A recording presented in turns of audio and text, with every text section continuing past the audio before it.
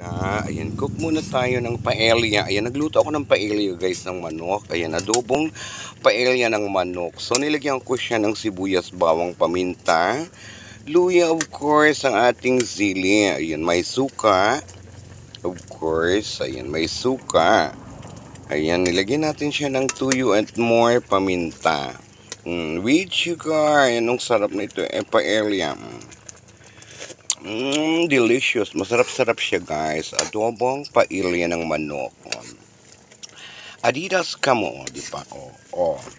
With sili mga langga. So palambutin siya natin ng gusto para masarap siyang kainin. Ayan. Paella kamo.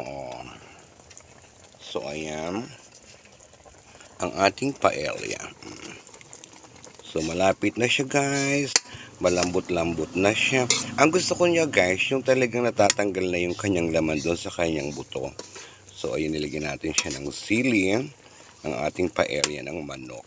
Ayan. Thank you mga langga. Thank you for watching. Ayan, thank you everyone. We love you all.